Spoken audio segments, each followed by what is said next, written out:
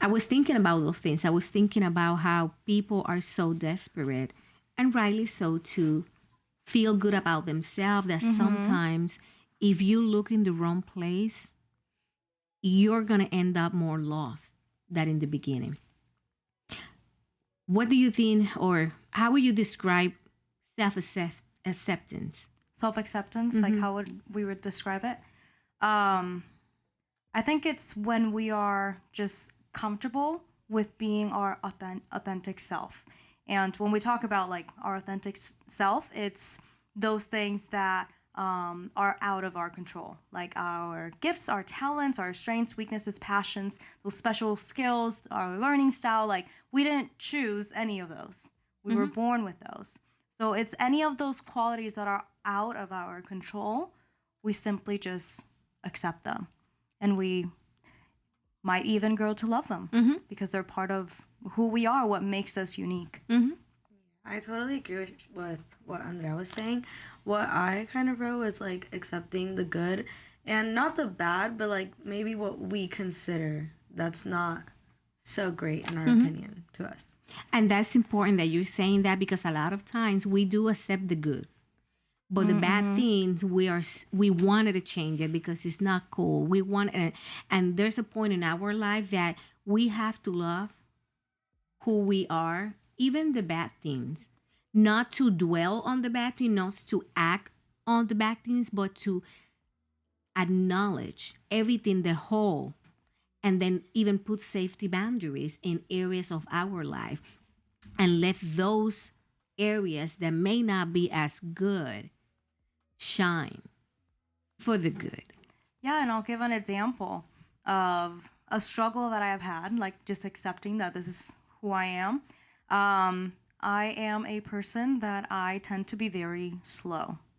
Not just like getting ready, but also like when it comes to thinking about things and really like going into depths into just a topic, or if I'm trying to do an assignment for college, I tend to be very slow. It tends to take me a long time, and it's frustrating. It's so frustrating, especially like when I have people who've had like the same like experience, maybe like writing whatever I'm writing or doing whatever I'm doing, and I see them do it like super quick, and I'm here like, that took me 4 hours, okay. And it's just frustrating, and like I wish that I could be quicker. I wish that my ideas would just flow a lot faster. But it doesn't happen like that for me. And I've had many moments where I've just bursted out crying because it's just so frustrating. But again, like our authentic self, like are those like qualities that we just can't control. And that's just something that I cannot control. And I have to simply accept it and say, this is who I am. It just takes me longer. However, something that I wanted to point out, like even if there are things that we might not like about ourselves that we must just accept, if it's like hindering something in your life, you don't have to simply be indifferent and just be like, well, that's just who I am. That's who I am. Yeah, no. No, like if it's something that's hindering your life or hindering others, then you can you can try things in order to make your life function. Like, because I know I'm slow, then I give myself more time. That's what I was about to say. That's a perfect example. Like, that's something you cannot control. But then what can you do to make sure you still fulfill your obligations in that case? So then I wake up earlier. Exactly. But if you were, no, I'm always slow, then I'm late. No, that's being irresponsible. Yeah, and then telling people, oh, that's just slow. I am. That's who I am. No. I'm just know that I'm going to be late every time. Exactly. Like, no. Yeah. I was going to say something based on what you were saying. And I think a lot of times we see like our own, I guess, flaws or like differences, and we think like we're different, like that just makes us in a bad way. But sometimes those are things that like I could see what Andrea might consider for her like a flaw or a difference, and I could be like, wow, like that's something that I admire about you, or like, oh, I think that's so cool that that's your difference, you know.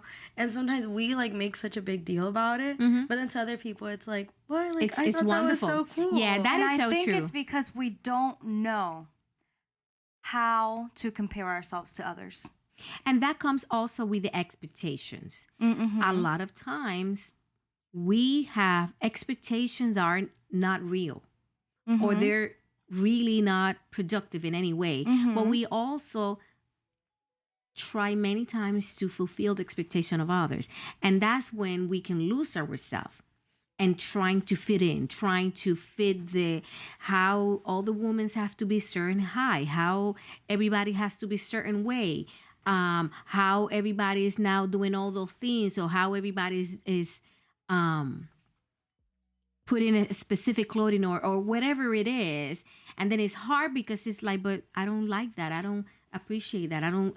Then you start kind of like feeling bad because it's like I cannot accept who I am. Like I have so many young girls, especially young girls. Of course, guys as well, but especially young girls that they're always like, "Oh, I'm not normal." Who define who's normal? Exactly. Who define who's normal? Normal is a setting on the washing machine. So sometimes try to live up to the expectations. That also, it's a dangerous place because, like you say, both of you, your authentic self. Yeah, and I feel like when we don't know how to compare ourselves, we'll just put ourselves down, and we'll feel bad. And I feel like we need to learn, like, whenever we do compare ourselves to others, it's just an opportunity to celebrate uniqueness. That's true. That's an opportunity. That's the best. We should compliment each other. We should compliment each other. If you had a friend that is struggling with accepting herself, and they just really are in pain, because you feel horrible. Like I have felt horrible when I had a hard time accepting myself until I finally learned how to love everything about me. But if you had a friend like that, what would be your advice? What advice you can give that person so they can feel good with who they are, who God created them to be? Okay, well, first, I would tell them that they need to find a way, meaning like talking to God and like seeking His presence, to see themselves how God sees them. Because I feel like that's like the number one way. But also to realize like confidence is like plays a large part. Like if I'm always walking around like thinking like, oh, these people are looking at me because I have like this flaw, then it's gonna show. But if you're walking around sure of yourself, like people don't even realize, they're like, oh, she's sure of herself, like I'm not gonna say anything to her. And like you tend to like accept yourself and you become confident in who you are, even if you're different. That's true. What about you? What advice would you give a young girl friend of yours that is struggling with that area? I think I would affirm them in the fact that they are a magnificent creation, because they were created by a perfect and intentional creator. And if they look around and they believe that that mountains are beautiful, that oceans are beautiful, and all of these things that we consider masterpieces of nature, I'll let them know that the same being that created those masterpieces created them too. That's a masterpiece. Amen. Exactly. Yeah. And He doesn't make any mistakes. Ooh, yes, that's true. Mark, you're a masterpiece. You're a masterpiece. I'm a masterpiece. Everybody's a masterpiece. If you look at it, no one is the same, but we all were created by a greater God. I like that. I'm going to put it in my future advice for people. You're a masterpiece. Thank you, ladies. This was very, very, very nice chat. I appreciate that we had a chance to talk about this and to really start thinking about the reasons why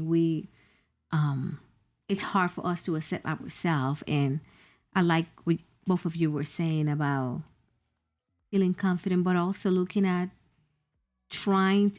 asking God, help me see what you see. A masterpiece. Thank you, ladies.